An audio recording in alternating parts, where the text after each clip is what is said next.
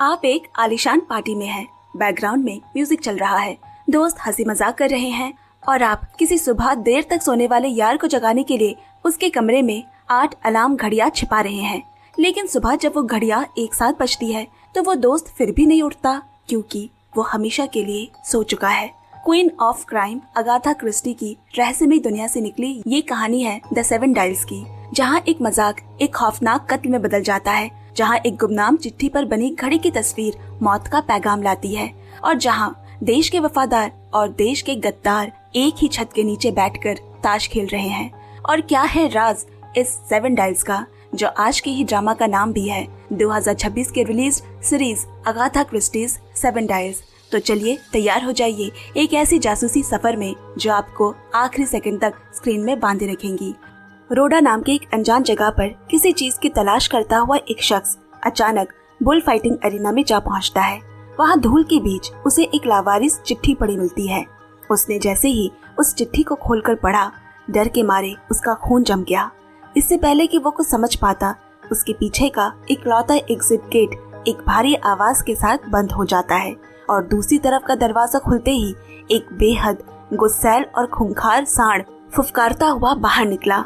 वो आदमी अपनी जान बचाने के लिए भागता है, लेकिन सांड ने उसे जोरदार टक्कर मारकर जमीन पर गिरा दिया और वही उसकी दर्दनाक मौत हो जाती है। उसके बेजान हाथों से छूटकर वो रहस्यमय चिट्ठी जमीन पर गिरी, जिस पर अजीब ढंग से एक घड़ी का चित्र बना हुआ था। इस खौफनाक हादसे को 5 साल बीत गए। अब कहानी 1925 चिमनी नाम के एक आलीशान एस्टेट पार्टी में पहुंचती है, जहां लेडी आइलिन ब्रेंट, जिन्हें प्यार से सब बंडल कहते हैं, बालकनी से अपने पसंदीदा और हंसमुख युवक जेरी वेड को बड़े चाव से निहार रही होती है। तभी उसकी माँ लेडी कैटरहैम वहाँ आती है, जो हर साल विदेशी कार्यालय के रईसों और बड़े अफसरों के लिए एक शानदार पार्टी रखती है। गेस्ट वहाँ चिमनी में हफ्ते भर के लिए रुका करते और इसी से उनका खर्चा चलता।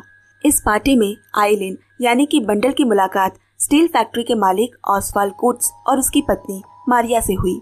उन्होंने बताया कि वो इस पार्टी का भरपूर आनंद उठा रहे हैं।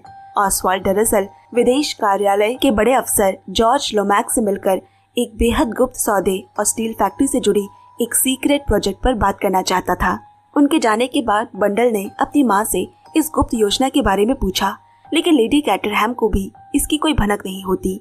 तभी आइलिन की नजर अपने 2 शरारती दोस्त बिल और रॉनी पर पड़ती है, जो अपने कोट के भीतर कई अलार्म घड़ियां छिपा कर ले जा रहे होते हैं। रॉनी दबी जबान में बोला, जेरी दोपहर तक सोता रहता है, इसीलिए वो सुबह उसकी नींद खराब करने के लिए उसके साथ एक प्रैंक करने वाले हैं। बंडल भी हंसते हुए ये राज छिपाने का वादा करती है। असल में जेरी स्वभाव से तो बहुत अच्छा था, लेकिन उसकी एक ही गंदी आदत थी कि वो सुबह बहुत देर से उठा करता और जब तक वो उठता सबका नाश्ता हो चुका होता। इसके बाद बंडल जेरी से मिली। जेरी बंडल के स्वर्गवासी भाई का फौजी साथी था। बातों बातों में जेरी ने मुस्कुराते हुए उसे मंगलवार की शाम डिनर का न्योता देते हुए मजाक में पूछा, अगर कोई तुम्हें शादी के लिए प्रपोज करे तो तुम्हारा क्या जवाब होगा?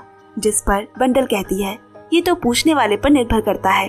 तभी जेरी का बॉस जॉर्ज लोमैक्स वहाँ आकर उसे कोट्स दंपति पर अच्छा प्रभाव डालने की जिम्मेदारी याद दिलाता है, ताकि उनका गुप्त काम बन सके। तो जेरी अपने काम में लग गया और इधर बिल और रॉनी चुपके से उसके कमरे में जाकर अलग अलग कोने में सारी घड़ियां छिपा देते हैं, ताकि सुबह सभी घड़ियां एक साथ बजे और जेरी उन्हें बंद करने में परेशान हो जाए। उसी दौरान सभी मेहमान ताश खेल रहे होते हैं और यहाँ जिमी अपने खेल का ज्ञान का प्रदर्शन कर रहा होता है। बाकी मेहमान ताश खेलने और नाचने गाने में मशगूल हैं। वहीं बंडल और जेरी एक दूसरे के और करीब आने लगते हैं। तभी रात के 12 बजे का घंटा बजता है। बंडल को सोने के लिए जाना पड़ा, हालांकि उसका मन तो नहीं होता। जाते समय वो रास्ते में लोमैक्स और ऑसवाल्ड को चुपके से कोई गंभीर बातें करते हुए देखती है। रात की इस आलीशान पार्टी के बाद सुबह हो गई। सभी मेहमान नाश्ते की मेज पर इकट्ठा हुए। अचानक जेरी के कमरे से सारी घड़ियां कान फाड़ने वाली आवाज में बजने लगी। रॉनी अपनी इस शरारत पर मुस्कुराता हुआ कहता है, देखना जेरी इस शोर से भी सोता रहेगा। लेकिन जब काफी देर तक घड़ियां बजती रही और जेरी अब तक भी नीचे नहीं आया, तो लेडी कैटरहैम की चिंता बढ़ जाती है और वो घर के मैनेजर ट्रेडवेल को उसे जगाने के लिए ऊपर कमरे में भेजती है, जहां एक बहुत बड़ा सस्पेंस उनका इंतजार कर रहा होता है। ट्रेडवेल ने जब जेरी के कमरे के दरवाजे पर खटखटाया तो अंदर से कोई सरसराहट तक सुनाई नहीं देती और कुछ पल इंतजार करने के बाद जैसे ही वो कमरे के भीतर कदम रखता है, वहाँ का नजारा देखकर उसके होश उड़ गए। इधर नीचे नाश्ते की मेज पर बैठी लेडी कैटरहैम लगातार बजती घड़ियों के शोर से बुरी तरह झुंझला रही होती है, जिसके बाद बंडल खुद ऊपर जाकर देखने का फैसला करती है। वो जैसे ही जेरी के कमरे के पास पहुंची तो ट्रेडवेल उसे अंदर जाने से रोकने की कोशिश करता है, जिससे वो तुरंत समझ गई कि कुछ बहुत गलत हुआ है और वो जबरदस्ती दरवाजा धक्का देकर अंदर चली गई। उसका चेहरा पूरा फीका पड़ गया क्योंकि वहाँ जेरी की बेजान लाश पड़ी हुई थी। कुछ ही देर में डॉक्टर वहाँ पहुंचकर तफ्तीश करते हैं और नतीजा निकालते हैं कि नींद की गोली के ओवरडोज के कारण जेरी की मौत हुई है। लेकिन बंडल ने इस बात को मानने से साफ इनकार कर दिया क्योंकि जेरी अपनी गहरी नींद के लिए ही तो मशहूर था।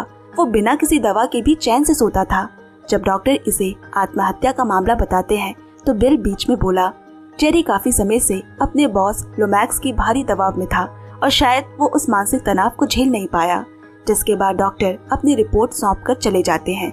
बंडल का दिल इस बात को मानने के लिए तैयार नहीं था क्योंकि कुछ ही घंटों पहले जेरी ने उसे शादी का प्रपोजल देने का इशारा किया था और ऐसा खुश इंसान कभी अपनी जान नहीं ले सकता। तभी उसकी पारखी नजर कमरे की मेंटल पीस पर टिकी जहाँ सारी घड़ियां एक सीधी कतार में सजी हुई थी। वो बिल और रॉनी से हैरान होकर पूछती है, ये घड़ियां यहाँ ऊपर कैसे आई, जबकि उन दोनों ने तो इन्हें कमरे के अलग अलग कोनों में छिपाया था। इससे पहले कि वो कुछ बोल पाते, ट्रेडवेल ने आकर बताया कि कूट्स दंपति तय समय से पहले ही अपनी यात्रा खत्म करके वापस जा रहे हैं और शिष्टाचार के नाते बंडल का उन्हें विदा करना जरूरी है। नीचे पहुंचकर बंडल देखती है कि मारिया कूट्स उनकी नौकरानी एमिली पर बुरी तरह चिल्ला रही है। इतने में जिमी भी बंडल के पास आकर कहता है कि उसने जेरी के साथ हुई घटना के बारे में सुना और अगर उसे किसी भी चीज की जरूरत हो तो वो उसकी मदद के लिए हमेशा मौजूद है। अब यहाँ लेडी कैटरहैम भी कूट्स दंपति को विदा करने बाहर आती है। वो अपनी यात्रा तय समय से पहले समाप्त कर रहे हैं क्योंकि मारिया इस दुखद घटना के बाद वहाँ और नहीं रुक सकती। लेडी कैटरहैम ऑसवाल्ड कूट्स को कड़े शब्दों में याद दिलाती है कि उन्होंने 3 दिन का एडवांस पेमेंट किया था जो किसी भी कीमत पर वापस नहीं होगा। तभी वहाँ उनका सामान उठाने आया असिस्टेंट बैटमैन मिलता है, जिसे लेडी कैटरहैम पहचान लेती है। वो उनके मरे बेटे और जेरी के साथ स्कूल में पढ़ चुका है। अब जाते जाते ऑसवाल्ड तंज कसते हुए बोला, अब कैटरहैम परिवार की माली हालत ठीक नहीं है और वो अपनी आलीशान कोठी को किराए पर देकर ही किसी तरह गुजारा कर रहे हैं। खैर, कूट्स दंपति के जाने के बाद बंडल फिर से जेरी के कमरे में लौटी और किसी जासूस की तरह बारीकी से छानबीन करने लगी। तभी उसे मेज पर एक निशान दिखता है। इससे वो समझ जाती है कि अभी अभी मेज पर रखा ग्लास वही है जो पहले वहाँ रखा हुआ था। इसके बाद वो दराज खोलने की कोशिश करती है लेकिन वो बंद होती है। किसी तरह उसने ताला तोड़ा मगर दराज के अंदर कुछ भी नहीं मिला। गुस्से और दुख में वो पूरे मेज को ही तोड़ डालती है। तभी एक गहरे कोने में छिपा हुआ उसके हाथ एक खत लगता है जो जेरी ने अपनी बहन लॉरेन के नाम लिखा था, जिसमें उसने साफ शब्दों में आगाह किया था कि उसे कभी भी 7 डायल्स का जिक्र नहीं करना चाहिए था। खत पढ़ते ही जब बंडल सामने देखती है तो उस मेंटल पीस पर ठीक 7 घड़ियां रखी हुई थी जो अब महज एक इत्तेफाक नहीं लग रहा था। बागीचे में टहलते हुए वो अपनी माँ से 7 डायल्स के बारे में पूछती है, जिस पर लेडी कैटरहैम ने बताया कि ये लंदन की एक बेहद बदनाम झुग्गी बस्ती का नाम है। इसके बाद बंडल अपनी माँ से साफ कहती है जेरी उसे शादी के लिए प्रपोज करने वाला था, इसीलिए वो आत्महत्या नहीं कर सकता। जेरी की हत्या हुई है और कातिल कल की पार्टी में मौजूद मेहमानों में से ही कोई है। जब तक मैं जेरी के गुनहगार को बेनकाब नहीं कर दूंगी तब तक चैन की सांस नहीं लूंगी। वो एक बार फिर माँ से पूछती है क्या उन्होंने नौकरानी एमिली से कोई बात की, क्योंकि थोड़ी देर पहले मारिया कूट्स उसे घेर कर बड़ी अजीब पूछताछ कर रही थी। अब इसके बाद बंडल अपने बागीचे में वापस लौटी तो उसे अचानक लॉन में किसी घड़ी के बजने की आवाज सुनाई दी। वो उस आवाज का पीछा करते हुए झाड़ियों तक पहुंचती है जहां उसे जमीन पर एक टूटी हुई घड़ी पड़ी मिली। वो तुरंत रॉनी से पूछती है कि उसने लॉन में भी कोई घड़ी छिपाई थी, पर रॉनी साफ मना करते हुए याद दिलाता है कि उन्होंने कुल 8 घड़ियां जेरी के कमरे में छिपाई थी, लेकिन सुबह मेंटल पीस पर सिर्फ 7 ही घड़ियां सजी मिली थी, जिसका सीधा मतलब था कि जेरी के कमरे में कोई इस 8वीं घड़ी को उठाकर लॉन में फेंक गया था और ये इस बात का पक्का सबूत था कि उस खौफनाक रात कोई और भी जेरी के कमरे में दाखिल हुआ था। बंडल मानती है कि पुलिस के इस मामले को पूरी तरह बंद करने से पहले उन्हें सच्चाई तक पहुंचना ही होगा। वो सभी जेरी के दोस्त थे और उसके लिए इतना करना उनका फर्ज बनता है। रॉनी भी उसकी बात से सहमत हो गया और कहता है कि वो अपनी तरफ से जांच पड़ताल करेगा, लेकिन तब तक बंडल को इस मामले में ज्यादा नहीं उलझना चाहिए। लेकिन बंडल कहाँ रुकने वाली थी।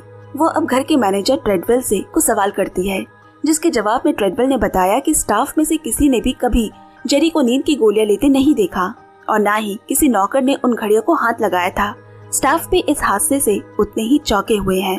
इसके बाद तफ्तीश को आगे बढ़ाते हुए बंडल उसी रोती हुई नौकरानी एमिली के कमरे में जाती है और पूछा कि मारिया और उसके बीच क्या हुआ था। उसे भरोसा दिलाया कि वो उसकी बात किसी को नहीं बताएगी। तो एमिली ने बताया कि वो मारिया कोट्स की पर्सनल नौकरानी थी और वो उसके साथ बहुत बुरा बर्ताव और उसे प्रताड़ित करती थी। तभी बंडल की नजर एमिली की मेज पर पड़े उसी गोल निशान पर पड़ती है जो हूबहू नींद की दवा की शीशी जैसी थी। पूछने पर एमिली कबूल करती है कि काम के भारी तनाव और अनिद्रा के कारण मारिया ने ही उसे नींद की गोलियों की एक शीशी दी थी, पर पार्टी वाली रात वो शीशी उसके कमरे से रहस्यमय ढंग से चोरी हो गई। मगर उसने जेरी को वो गोलियां नहीं दी थी और ना ही जेरी ने उसे चुराया है, क्योंकि जेरी को तो शीशी के बारे में कुछ पता ही नहीं था। जिससे अब साफ हो गया कि किसी ने जानबूझकर उन गोलियों से जेरी को मौत की नींद सुलाया था। अब अगले दिन बंडल कोर्ट की बात सुनकर बेहद गुस्सा हो जाती है, क्योंकि मामला पहले ही ये कहकर बंद कर दिया गया कि यह खुद की गलती से हुई मौत थी। बंडल का शक मारिया पर गहराता जा रहा है। जब वो मारिया से सीधे सवाल करती है और अब तक की मिली सारी जानकारी उसके सामने रखती है, तो मारिया घबराकर सब कुछ नजरअंदाज कर देती है। इसी बीच बंडल की नजर एक अजनबी पर पड़ी जो दूर खड़ा होकर उन पर लगातार नजर रख रहा था। बाद में बंडल रॉनी से उस रहस्यमय खत और 7 डायल्स के बारे में भी चर्चा करती है, लेकिन रॉनी को भी इसके बारे में कोई जानकारी नहीं होती। बंडल कहती है जेरी की हत्या के बाद किसी ने जानबूझकर उन 7 घड़ियों को एक साथ सजाकर रखा था ताकि कोई खास संदेश दिया जा सके, और अब उसे ये पता लगाना है कि वो संदेश क्या था। रॉनी ने उससे पूछा, तुम इस मामले को लेकर इतनी गंभीर क्यों हो? तब बंडल बेहद भावुक होकर कहती है, युद्ध के मैदान से उसके शहीद भाई के शव को जेरी ही वापस लाया था और उसके बाद वही उनके परिवार का सबसे बड़ा सहारा बना था। इसीलिए वो उसका ये कर्ज चुकाने और उसे न्याय दिलाने के लिए अपनी जान की बाजी लगाने को भी तैयार है। रॉनी कहता है कि वो अपनी तरफ से जांच जारी रखेगा और उसे संभल कर रहने की सलाह देकर चला गया। उसके जाने के बाद बंडल उसी आदमी को अपनी ओर देखते हुए पाती है। उसने उसका पीछा करने का फैसला किया। उसे वो एक टेलीफोन बूथ से बाहर निकलते दिखा। उसके निकलते ही वो बूथ के अंदर जाकर आखिरी नंबर रीडायल करती है। तो दूसरी तरफ से स्कॉटलैंड यार्ड यानी लंदन पुलिस का मुख्यालय। उसकी आवाज सुनकर उसके होश उड़ जाते हैं। इस चौंकाने वाले खुलासे के बाद बंडल तुरंत अपने घर लौटकर माँ से कहती है कि वो लंदन जाने वाली है। अब उसे यकीन हो चुका है कि जेरी की मौत के पीछे कोई गहरा रहस्य छिपा हुआ है, जिस पे पर्दा केवल लंदन जाकर ही उठ सकता है। जब लेडी कैटरहैम बंडल से लंदन जाने की जिद की वजह पूछती है, तो बंडल साफ कहती है कि वो जेरी की मौत का सच पता लगा रही है। ये सुनकर उसकी माँ अपनी इकलौती बची संतान की सुरक्षा को लेकर घबरा गई, पर बंडल अपने पिता के दिए हौसले का हवाला देकर कहती है कि अगर उसने अपने पिता से कोई बात सीखी है तो वो ये है कि अपने दिल की आवाज का पीछा करना। और अपनी माँ से विदा लेकर वो अपनी कार से लंदन की तरफ निकल पड़ती है। उधर चिमनी पैलेस में ट्रेडवेल के हाथ बंडल के नाम एक धमकी भरी चिट्ठी लगती है, जिसमें उसे इस मामले से दूर रहने की चेतावनी दी गई है। इधर रास्ते में बंडल को अचानक सड़क किनारे कोई व्यक्ति जमीन पर पड़ा दिखाई देता है। वो जैसे ही पास दौड़कर पहुंची तो उसके पैरों तले जमीन खिसक गई, क्योंकि वो कोई और नहीं बल्कि उसका ही दोस्त रॉनी था, जिसे किसी ने गोली मार दी थी। रॉनी मरते मरते सिर्फ 7 डायल्स और जिमी थेसिगर के पास जाना कहकर बंडल की गोद में दम तोड़ देता है। इसी बीच लंदन के 7 डायल्स क्लब के सदस्य को एक गुमनाम फोन कॉल मिलता है, जिसके बाद वो सभी अपने गुप्त ठिकाने पर इकट्ठा होते हैं।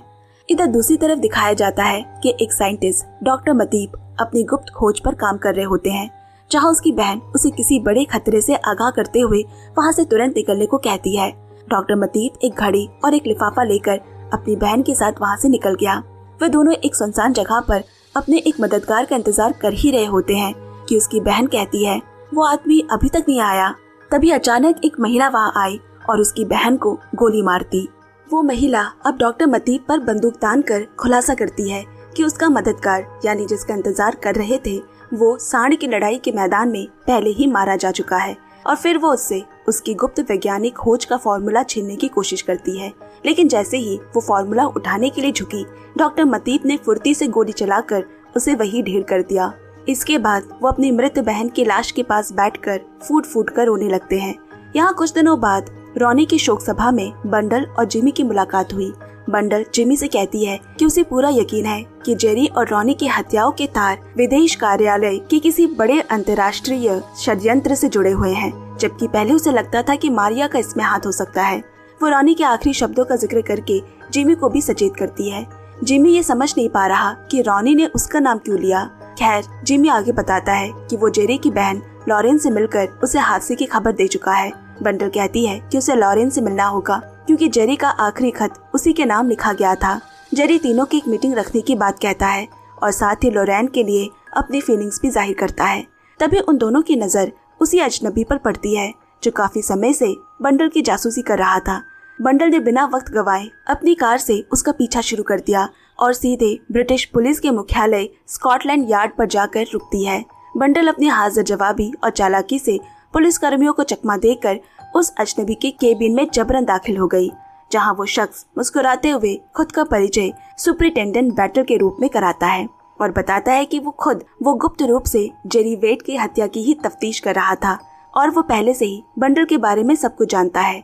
बंडल जोश में आकर उसे अब तक की सारी मिली जानकारी बताने लगी, लेकिन बैटल पासा पलटते हुए सीधे उस पर ही उंगली उठाते हुए बोला कि जेरी की मौत उसी के घर में हुई और रॉनी की लाश भी सबसे पहले उसी को मिली, इसलिए कानून के नजरों में वो खुद एक सस्पेक्ट है।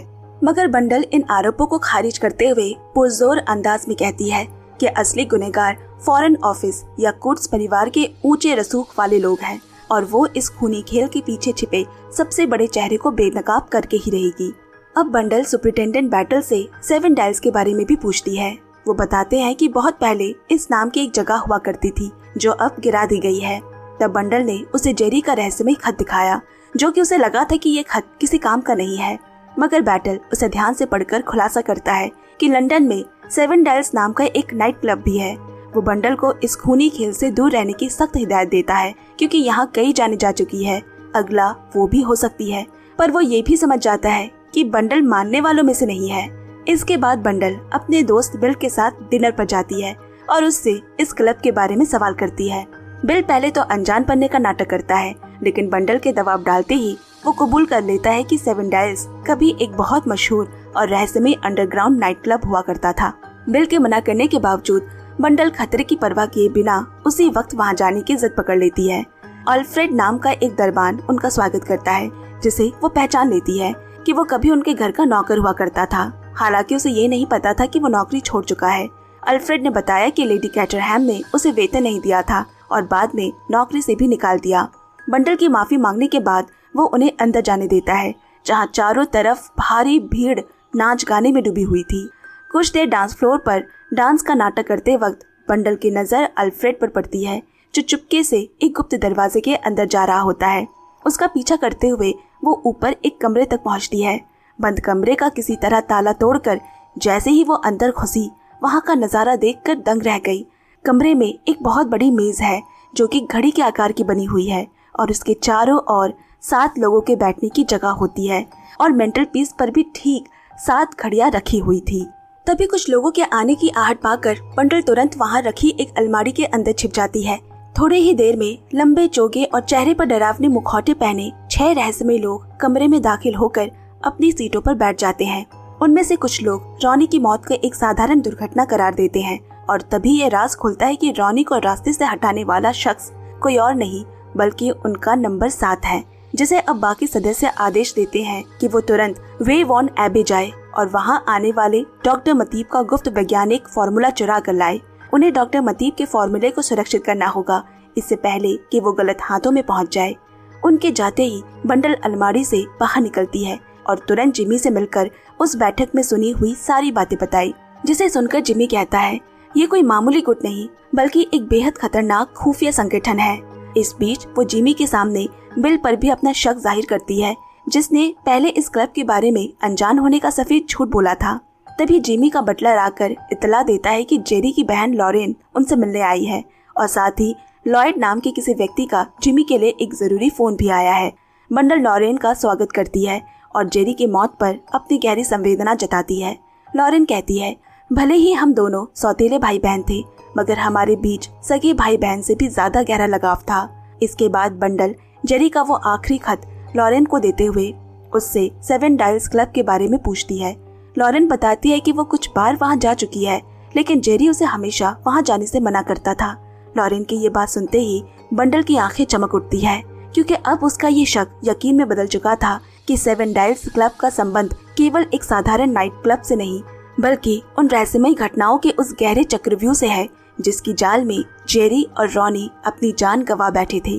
बंडल लॉरेन से कहती है कि उसे पूरा यकीन है कि जेरी को उस गुप्त संगठन के बारे में कुछ पता चल गया था और वो उनका पर्दाफाश करने वाला था। इसी वजह से संगठन के नंबर 7 नाम के सदस्य ने जेरी और रॉनी दोनों को रास्ते से हटा दिया और अब वही हत्यारा वेवॉन एबी की इस वीआईपी सभा में भी किसी बड़ी वारदात को अंजाम देने आने वाला है। जिमी और बंडल मिलकर लॉरेन को इस खतरे से दूर रहने की हिदायत देते हैं और खुद वहां पहुंचने की जुगाड़ में लग जाते हैं, क्योंकि अगर तीनों एक साथ वहां दिखाई दिए तो लोगों को उन पर शक हो सकता है। जिमी अपने नौकर को 2 पिस्तौल खरीदने का चुपके से आदेश देता है और साथ ही बंडल के लिए भी एक पिस्तौल लाने को कहता है। अब दिखाता है कि चालाक बंडल सीधे बड़े सरकारी ऑफिसर जॉर्ज लोमैक्स को फोन घुमाकर उस सीक्रेट सभा का जिक्र छेड़ती है। लोमैक्स भी ये सुनकर थोड़ा हैरान हो गया, क्योंकि उस आयोजन के बारे में बहुत कम लोगों को ही जानकारी थी। पर जब बंडल अपनी माँ लेडी कैटरहैम के अनुभवों का हवाला देकर आयोजन को संभालने में मदद की पेशकश करती है तो वो फूले नहीं समाता और कहता है यदि उन्हें ऐसी मदद मिल जाए तो कार्यक्रम निश्चित रूप से सफल होगा। अब इसके बाद लोमैक्स तुरंत चिमनी पैलेस पहुंचकर खुलासा करता है कि प्रधानमंत्री के आदेश पर वेवॉन एबे में डॉक्टर मतीब की मेजबानी की जा रही है, जो एक ऐसा जादुई फॉर्मूला लेकर आ रहा है जिससे स्टील का एक पतला तार भी लोहे की मोटी छड़ जितनी फौलादी बन सकता है। यदि वे डॉक्टर मतीब को प्रभावित कर पाए और ये फॉर्मूला हासिल कर लिया तो वो उनकी सेना को दुनिया में सबसे ताकतवर बना देगा। बंडल के इस विषय में रुचि देखकर लोमैक्स भी प्रभावित हुआ और बंडल ने उसे भरोसा दिलाया कि उसकी माँ इस काम में सबसे बड़ी मददगार साबित होगी। लेकिन बातचीत के दौरान लोमैक्स अनजाने में ये भी बताता है कि उसे 7 डायल्स की तरफ से जान से मारने की धमकी भरा खत मिला है और जर्मन जासूस भी इस फॉर्मूले को चुराने की फिराक में है। इसीलिए वो खुद भी निश्चित नहीं है कि सभा आयोजित करना सही होगा या नहीं। लेकिन बंडल अपनी मीठी बातों से ऐसा हौसला देती है कि लोमैक्स लेडी कैटरहैम के विरोध के बावजूद बंडल को भी वेवॉन एबे आने का न्योता दे देता है। अब कुछ ही दिनों बाद जब सब लोग वेवॉन एबे पहुंचते हैं तो वहां लोमैक्स बंडल का स्वागत करता है, जहां जिमी भी भेष बदल कर एक नकली नाम से पहले से मौजूद था और कोट्स दंपति भी अपने वफादार सहायक बैटमैन के साथ आ चुके थे। तभी लोमैक्स सबको आश्वस्त करता है कि सुरक्षा के लिए स्कॉटलैंड यार्ड ने अपने सबसे जाबाज अफसर सुपरिटेंडेंट बैटल को यहाँ तैनात किया है। इसी चहल पहल के बीच बंडल की खोजी नजरें एक बेहद अजीब बात भाप लेती है कि ऑसवाल्ड कोट्स अपने दोनों हाथों से समान कुशलता के साथ बंदूक चला सकता है। ये छोटी सी मगर अनोखी बात बंडल के दिमाग में शक की एक नई चिंगारी भड़काती है, क्योंकि अब तक की जांच में उसे हर छोटी जानकारी महत्वपूर्ण लगने लगी थी और उसे महसूस होने लगता है कि शायद ये बात भी भविष्य में किसी बड़े रहस्य की कुंजी साबित हो सकती है। अब जॉर्ज लोमैक्स सभी को इकट्ठा करके समझाता है कि उनका इकलौता मकसद डॉक्टर मतीब का भरोसा जीतकर उस कीमती फॉर्मूले को अपने देश के लिए हासिल करना है। और तभी डॉक्टर मतीब की गाड़ी वहां आ पहुंची। लोमैक्स सभी मेहमानों से उनका परिचय कराकर उन्हें महल के भीतर ले जाता है। इधर जिमी चुपके से बंडल से कहता है कि उसका शक लोमैक्स और ऑसवाल्ड पर है, क्योंकि दोनों बंदूक चलाने में माहिर है और इनमें से ही कोई एक नंबर 7 हो सकता है।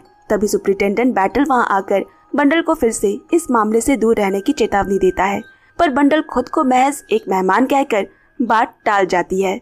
अब रात के खाने पर डॉक्टर मतीब अपने अतीत का खुलासा करते हुए बताते हैं उनका जन्म पश्चिम अफ्रीका में हुआ था। उस समय वो इलाका जर्मन शासन के अधीन था। बाद में उन्हें उच्च शिक्षा के लिए जर्मनी भेजा गया और कैसे पश्चिम अफ्रीका में जर्मनी शासन के दौरान उन्हें मजबूरन जर्मनी की तरफ से युद्ध लड़ना पड़ा, जिसमें उन्होंने अपना पूरा परिवार खो दिया और अब वे फ्रांस के नागरिक बनकर इंग्लैंड की पनाह में है। लोमैक्स भरोसा दिलाता है कि इंग्लैंड युद्धों के खिलाफ है और वो उन पर पूरी तरह भरोसा कर सकते हैं। तभी ऑसवाल्ड बोल उठा कि अब वो उस शक्तिशाली फॉर्मूले का लाइव टेस्ट देखना चाहता है। तो अब डॉक्टर मतीब अपनी जेब से एक पॉकेट वॉच निकालते हैं और बोले, इसकी बाहरी परत उसी विशेष फॉर्मूला से बनाई गई है। ये धातु इतनी मजबूत है कि किसी भी गर्मी या जोरदार आघात को सह सकती है। ऑसवर्ल्ड उस धातु को परखने घड़ी पर सीधे शॉटगन से गोली चलाते हैं। सब ये देखकर सन रह गए कि उस घड़ी पर एक खरोच तक नहीं आती। लोमैक्स उन्हें उस फॉर्मूले को अपने कमरे की तिजोरी में सुरक्षित रखने की सलाह देता है। अब रात ढलने पर बिल उन दोनों को इस खतरे में कूदने के लिए डांटता है, लेकिन बंडल बोली, जेरी का कातिल इसी छत के नीचे है और वो फॉर्मूला चुराने जरूर आएगा। तो वो तीनों बारी बारी से पहरा देने का फैसला करते हैं ताकि कोई भी डॉक्टर मतीब के कमरे तक ना पहुंच सके। सबसे पहले जिमी पहरा देने की जिम्मेदारी लेता है। बंडल अपने कमरे में जाकर रात के कपड़े बदलती है और फिर खिड़की से नीचे झाड़ियों में कूद जाती है, जहां उसकी मुलाकात पहरा दे रहे सुपरिटेंडेंट बैटल से हुई। और बैटल को ये समझ नहीं आ रहा है कि बंडल इतनी रात को बाहर क्या कर रही है। बैटल उसकी कोई दलील सुने बिना उसे डांटकर वापस कमरे में भेज देता है। मजबूर बंडल अपने कमरे में लौटकर जब देखती है कि जिमी अपनी जगह पर नहीं है, तो वो घबराकर उसके कमरे की तरफ भागी, जहां अंदर से हाथापाई और फिर एक जोरदार गोली चलने की आवाज गूंजती है। गोली की आवाज सुनकर महल के बाकी लोग भी वहां इकट्ठे हो गए और पीछे के दरवाजे से अंदर घुसकर जिमी को जमीन पर लहूलुहान पड़ा देख बंडल का दिल बैठ जाता है। उसे वो पल याद आने लगा जब युद्ध के बाद उसके भाई का शव घर लाया गया था। कमरे में मौजूद सभी लोग जिमी के शव के चारों ओर खड़े हैं, लेकिन अगले ही पल सबने राहत की सांस ली जब जिमी अचानक दर्द से कराहते हुए होश में आता है, क्योंकि गोली उसके सिर्फ कंधे को छूकर निकली थी। उसने बताया कि उसका सामना एक नकाबपोश हमलावर से हुआ था, जिसने हाथापाई के बाद उस पर गोली चलाई और खिड़की से कूदकर हवा में गायब हो गया। अब सभी को सच साफ हो गया कि हत्यारा उसी महल में मौजूद है, जो अब पहले से भी अधिक खतरनाक साबित हो रहा है। तभी बंडल को अचानक एहसास हुआ कि डॉक्टर मतीब उस भीड़ में कहीं दिखाई नहीं दे रहे। किसी अनहोनी की आशंका से वो तुरंत उनके कमरे की ओर भागी और पहुंचकर देखा कि डॉक्टर मतीब अपने बिस्तर पर बेसुध पड़े हुए हैं। कमरे की मेज पर ठीक वही नींद की गोलियों की शीशी रखी थी जिसने पहले जेरी की जान ली थी। कुछ ही पलों में बैटल भी वहां पहुंचता है और छानबीन से पता चला कि तिजोरी का ताला टूटा हुआ है और डॉक्टर मतीब का बेशकीमती फॉर्मूला गायब है। स्थिति को भांपते हुए बैटल ने फौरन पूरे महल को सील कर दिया ताकि कोई भी वहां से बाहर न जा सके। फिर सबको बताया कि उसने एक घुसपैठियों को रंगे हाथों पकड़ा है, जिसे सामने लाने पर सब हैरान रह गए, क्योंकि वो जेरी की सौतेली बहन लॉरेन थी। लॉरेन कबूल करती है कि वो अपने भाई की मौत का सच जानने की जिद में छिपकर यहाँ आई थी। जिमी उसकी तरफ से होकर कहता है कि उस पर हमला करने वाला शख्स काफी लंबा चौड़ा ताकतवर था, इसीलिए वो लॉरेन तो नहीं हो सकती। इसी बीच बंडल ने गौर किया कि ऑसवर्ल्ड वुड्स इस पूरे गैमा गैमी से गायब है। कुछ देर बाद ऑसवर्ल्ड कमरे में दाखिल होकर बताते हैं कि वो बाहर लॉन में टहल रहे थे, जहां उसे एक पिस्तौल गिरी हुई मिली। अब इसके बाद बैटल सबको वापस अपने कमरों में जाने और लॉरेन पर कड़ी निगरानी रखने का हुक्म देता है। उसके अगली सुबह बंडल देखती है कि बैटल बाहर लॉन की जमीन को बहुत बारीकी से निरीक्षण कर रहा है। ऐसा लग रहा है कि जैसे उसे कोई महत्वपूर्ण सुराग मिल गया हो। तभी उसके कमरे के दरवाजे पर दस्तक हुई और सामने जॉर्ज लोमैक्स खड़ा मिलता है। लोमैक्स बंडल के सामने अपनी भावनाओं का इंतजार करते हुए अचानक शादी का प्रस्ताव रख देता है, मगर यहाँ बंडल इस अजीब स्थिति से बचने के लिए बिना कुछ सोचे समझे सीधे खिड़की से नीचे कूदकर लॉन में खड़े बैटल के पास पहुँच जाती है। बंडल के लगातार जिद करने पर कि उसे क्या मिला है, बैटल कहता है यहाँ पैरों के निशान कुछ अजीब से है। बंडल ने भी ध्यान से देखा कि जमीन पर केवल एक ही इंसान के अजीब से निशान और एक गहरा गड्ढा मिला है। इसका मतलब ये हो सकता है कि वो या तो ऑसवर्ल्ड के हैं या फिर उस व्यक्ति के जिसने जिमी पर हमला किया था। मगर बैटल कहता है कि भागते हुए चोर के हाथ से पिस्तौल गिरने पर ऐसा गहरा निशान नहीं बन सकता, बल्कि पिस्तौल को किसी ने ऊपर की खिड़की से पूरी ताकत से बाहर फेंका है, जिसका मतलब था कि हवेली के अंदर का ही कोई शख्स सफेद झूठ बोल रहा है। इसके बाद बैटल ने सभी को हॉल में बुलाकर दो अलग अलग जगहों से मिली गोलियों का जिक्र किया। एक गोली उस कमरे से मिली जहां हमला हुआ था, जबकि दूसरी गोली हॉल में मिली है। तभी मारिया कुट्स बातों बातों में लॉरेन को टोकती है कि उसके कानों की एक बाली गायब है। लॉरेन बोली वो बालिया उसके भाई का दिया गया खास तोहफा था और उसके लिए बेहद कीमती। लॉरेन घबराकर पुलिस के पहरे में अपनी दूसरी बाली लाने कमरे की तरफ चली जाती है, जिसकी अनुमति बैटल ही देता है। उधर डॉक्टर मतीब बेहद निराश और नाराज दिखाई दे रहे हैं। उन्हें अपने साथ विश्वासघात हुआ महसूस हो रहा है। उन्हें इस देश में सुरक्षा का वादा करके बुलाया गया था, लेकिन केवल 24 घंटों के भीतर उन्हें बेहोश कर उनका फॉर्मूला चुरा लिया गया, जिस पर लॉमिक्स उन्हें विश्वास दिलाता है कि चोर इसी हवेली के भीतर ही छिपा है। इसी दौरान बंडल की नजर मेज पर रखे एक दस्ताने पर पड़ती है जो बैटल को बाहर लॉन से मिला था। बैटल के कहने पर जिमी जैसे ही उस दस्ताने को अपने हाथ में पहनता है, बंडल ने चौंक कर देखा कि उस पर किसी के दांतों से काटने के गहरे निशान बने हुए हैं, जिसका बैटल के पास भी कोई ठोस जवाब नहीं होता। ये नया सुराग मामले को और भी रहस्यमय बना देता है और सभी लोग सोचने लगते हैं कि आखिर इस पूरे षड्यंत्र के पीछे असली अपराधी कौन है। इसके बाद सुपरिटेंडेंट बैटल सबके सामने एक और चौंकाने वाला खुलासा करता है कि मिली हुई गोलियों में से एक गोली खुद जिमी की पिस्तौल से चली थी और दूसरी उस बंदूक से जिसे ऑसवर्ल्ड ने लॉन में ढूंढने का दावा किया था, जिस पर सिर्फ ऑसवर्ल्ड की उंगलियों के निशान है। बैटल अपनी थ्योरी समझाते हुए बोला, असली अपराधी ने दस्ताने पहने हुए थे, उसने जिमी को गोली मारी और फिर पिस्तौल खिड़की से बाहर फेंक दी।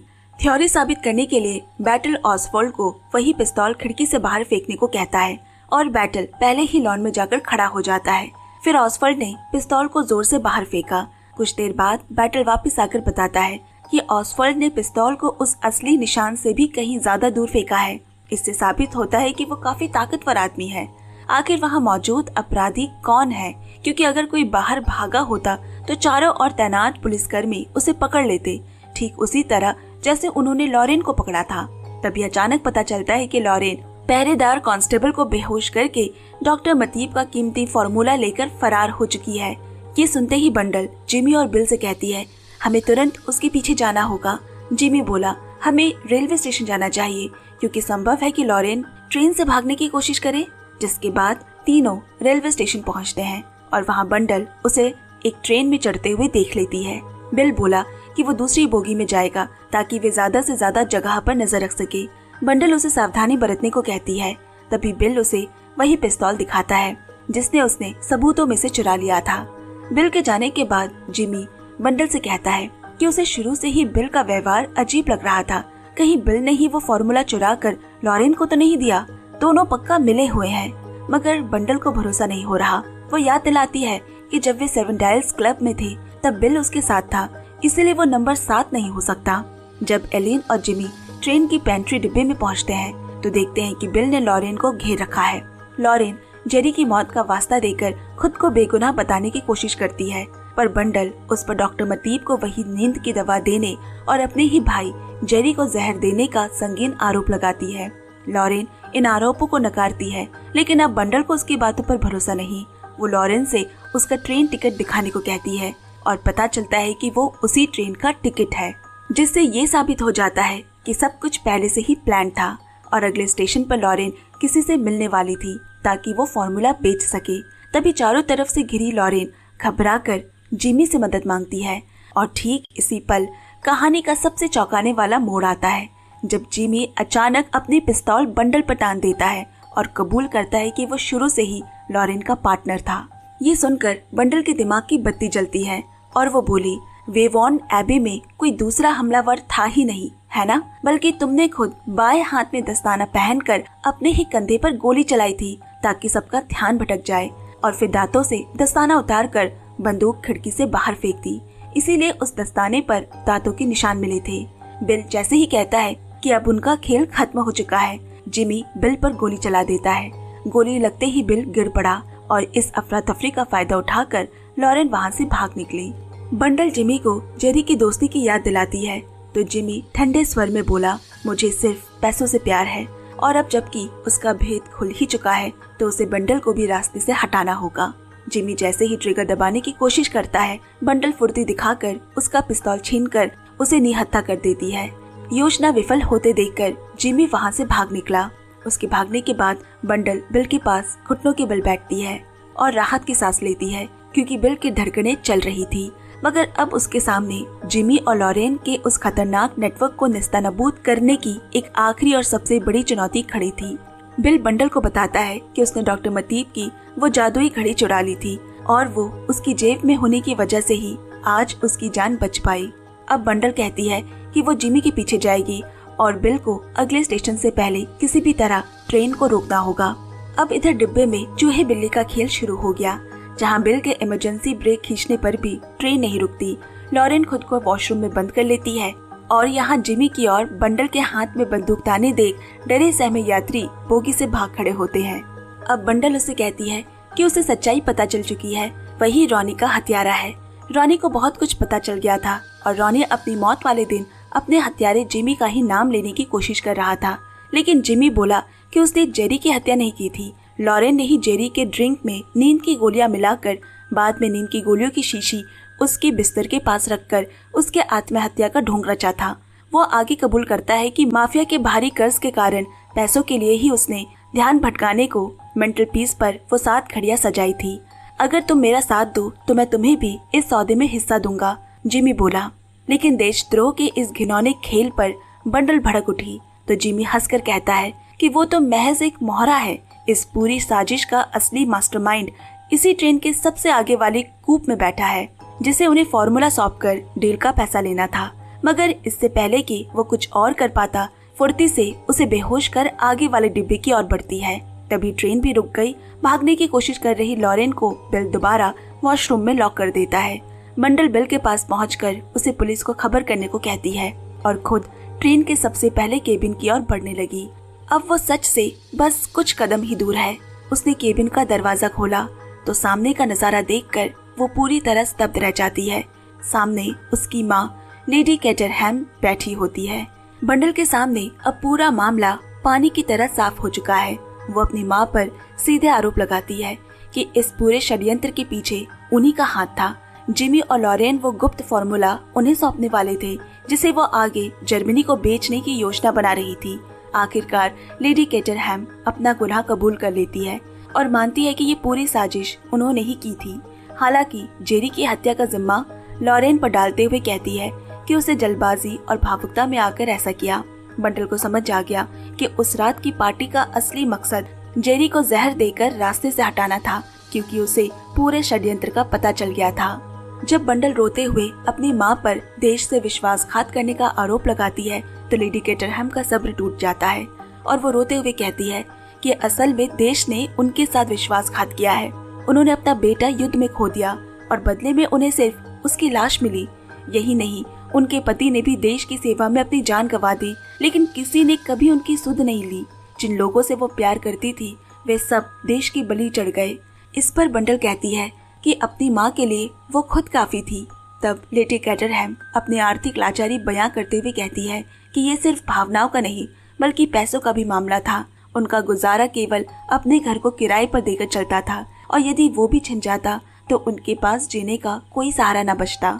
उन्होंने सोचा था कि जिमी और लॉरेन को आगे रखकर वे खुद हमेशा पर्दे के पीछे सुरक्षित रहेंगी, लेकिन उन्होंने अपनी ही जाबाज बेटी के हौसले और तेज दिमाग को कम आंकने की भूल कर दी थी, जिसने एक एक सुराग जोड़कर अपनी सगी माँ को ही इस खौफनाक गुनाह का असली सरगना साबित कर दिया था। लेडी कैटरहैम इसके बाद भागने से साफ इनकार कर देती है, लेकिन अपने कर्तव्य और भावनाओं के बीच फंसी बंडल ने भारी मन से अपनी ही माँ पर बंदूक तान दी और कहा वो अपने देश के साथ विश्वासघात नहीं कर सकती। अपनी बेटी की ये देशभक्ति और अटूट साहस देखकर लेडी कैटरहैम का सिर गर्व से ऊंचा हो जाता है कि उन्होंने एक ईमानदार और साहसी बेटी की परवरिश की है और बिना किसी विरोध के सुपरिटेंडेंट बैटल के सामने आत्मसमर्पण कर देती है। इस दर्दनाक वाक़ये के बाद बंडल टूटे दिल से अकेलेपन में वक्त बिताने लगती है। दूसरी ओर डॉक्टर मटीब अपना जादुई फॉर्मूला सुरक्षित पाकर ब्रिटिश सरकार को सौंप देते हैं। अब कई दिनों बाद अचानक एल्फ्रेड, वही 7 डायल्स नाइट क्लब का बॉडीगार्ड, बंडल के घर पहुंचता है और कहता है कि उसे साथ ले जाने के लिए भेजा गया है। एलेन समझ नहीं पाती कि वो किस बारे में बात कर रहा है। इसके बाद बंदूक की नोक पर वो बंडल को जबरन अगवा करके 7 डायल्स क्लब के उसी खुफिया कमरे में ले जाता है जहाँ संगठन के रहस्यमय सदस्य पहले से मौजूद थे। बंडल भी जाकर एक सीट पर बैठ जाती है। उसे लगता है कि अब उसकी मौत तय है, लेकिन तभी खुद नंबर 7 अपने चेहरे से नकाब हटाता है और सामने सुपरिटेंडेंट बैटल को देख बंडल की आंखें फटी की फटी रह जाती है। बैटल ने खुलासा किया कि ये कोई खूनी गिरोह नहीं बल्कि अंतर्राष्ट्रीय खतरों से दुनिया को बचाने वाला एक बेहद खुफिया सरकारी संगठन है, जो वे वॉन एबी में भी फॉर्मूले की हिफाजत ही कर रहा था।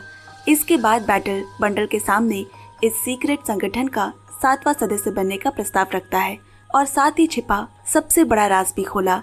ये उनका हाल ही में मारा गया 7वां वफादार साथी कोई और नहीं बल्कि खुद बंडल के स्वर्गीय पिता लॉर्ड कैटरहैम थे। जब वो फार्मूला को सुरक्षित करने जा रहे थे तभी रास्ते में जर्मन एजेंट्स ने घात लगाकर उनकी हत्या कर दी। बैटल को पहुंचने में देरी हो गई और उन्हें बचा नहीं पाए। बाद में लॉर्ड कैटरहैम के दस्तावेजों से ही लेडी कैटरहैम को इस पूरे फार्मूले का पता चला था। बंडल के पिता संगठन के सबसे महान एजेंट्स में से एक थे और बैटल बंडल की आंखों में भी उसके पिता जैसे ही सूझबूझ, निडरता और देश के प्रति वफादारी देखता है। वो उसे आगाह करता है कि इस रास्ते पर हर कदम मौत के साए में बढ़ाना होगा। बंडल कुछ देर तक चुपचाप सोचती है, अपने पिता की यादों और देश के प्रति अपने कर्तव्य को तौलती है और आखिरकार गर्व से अपने पिता की विरासत को संभालते हुए 7 डायल्स क्लब की नई सदस्य बनने का फैसला कर ही लेती है लेडी आइलीन, यानी हमारी छोटी चतुर बंडल। और इसी के साथ ये सफर यही पूरा होता है। दोस्तों, जाते जाते अगाथा क्रिस्टी के बारे में कुछ बातें कहना चाहूंगी। अगाथा क्रिस्टी दुनिया की सबसे मशहूर सस्पेंस और रहस्यमयी लेखिका है। अंग्रेजी भाषा में उनकी किताबों की 100 करोड़ से ज्यादा कॉपियां बिक चुकी है और दुनिया की दूसरी 44 भाषाओं में भी उनकी 100 करोड़ से ज्यादा किताबें बिकी है। दुनिया में सबसे ज्यादा छपने वाली लेखिका वही है। उनसे ज्यादा सिर्फ बाइबल और शेक्सपियर की किताबें ही बिकी है। उन्होंने 50 सालों से भी ज्यादा समय तक लिखने का काम किया। 80 नोवेल्स और कहानियों की किताबें और 14 नाटक भी लिखे। उनके बनाए 2 जासूस किरदार, एक छोटे कद के बेल्जियन जासूस हरक्यूलो पोआरो और दूसरी कभी न हार मानने वाली मिस मार्पल, पूरी दुनिया में मशहूर हुए, जिन किरदारों पर कई फिल्में और टीवी शोज भी बने हैं। 1976 में इस महान लेखिका ने दुनिया से अलविदा कह दिया, लेकिन उनकी लिखी कहानियाँ आज भी लोगों के दिलों में जिंदा है। उन्हीं कहानियों में से द 7 डायल्स मिस्ट्री आज आपने यहाँ सुनी। तो जल्द मिलती हूँ अगली एक और ऐसी मजेदार रहस्यमयी कहानी लेकर। और जो नए हैं चैनल को पक्के से सब्सक्राइब करें। वीडियो पसंद आए तो उसे लाइक एंड शेयर जरूर करें। Bye bye and take care.